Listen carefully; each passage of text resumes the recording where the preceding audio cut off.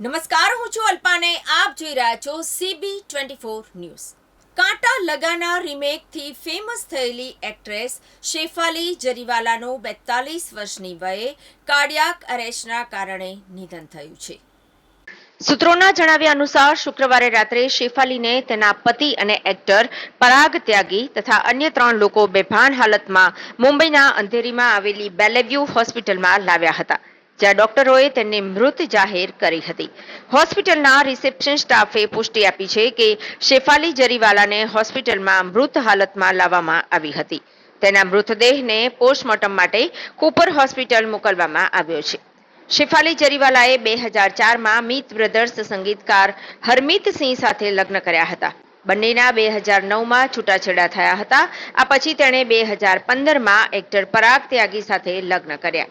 Times of ઇન્ડિયાને આપેલા એક ઇન્ટરવ્યુમાં શેફાલીએ જણાવ્યું હતું કે 15 વર્ષની ઉંમરે તેને વાઈનો હુમલો આવ્યો હતો. તણાવ અને ચિંતાની સ્થિતિમાં તેને હુમલા આવતા હતા.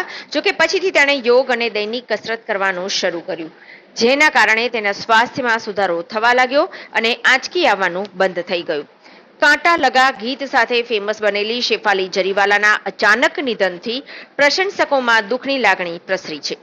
42 વર્ષની વયે શેફાલી જરીવાલાનું નિધન પ્રશંસકોને આંચકો આપી ગયું છે. શેફાલી જરીવાલાએ પોતાની કારકિર્દીની શરૂઆતમાં કાંટા લગા ગીતથી ભારે હોબાળો મચાવ્યો હતો. જોકે આ ગીત લાંબા સમય સુધી વિવાદમાં પણ રહ્યું હતું. આ પછી કોઈએ શેફાલીના મૃત્યુના સમાચાર પણ ફેલાવ્યા હતા. વર્ષો સુધી ગુમ રહ્યા પછી શેફાલી જરીવાલાએ બિગ બોસમાં વાપસી કરી અને તે ખૂબ જ શાનદાર દેખાઈ હતી. ત્યારબાદ શેફાલી સલમાન ખાન અને અક્ષય કુમાર સાથે મુझसे શાદી કરોગી ફિલ્મમાં પણ જોવા મળી હતી.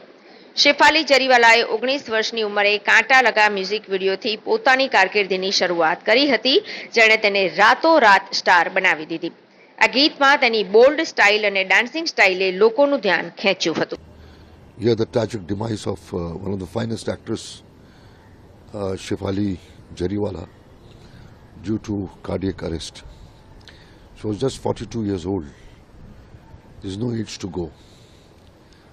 A very good human being, a brilliant actress, and a great loss to the industry. I, on behalf of the Directors Association, IMPA, and Federation of Western India Senior Employees, pay my respect and tributes, my condolences to the family of Shefali, her husband, and to all the near ones. It's really a great loss to the industry.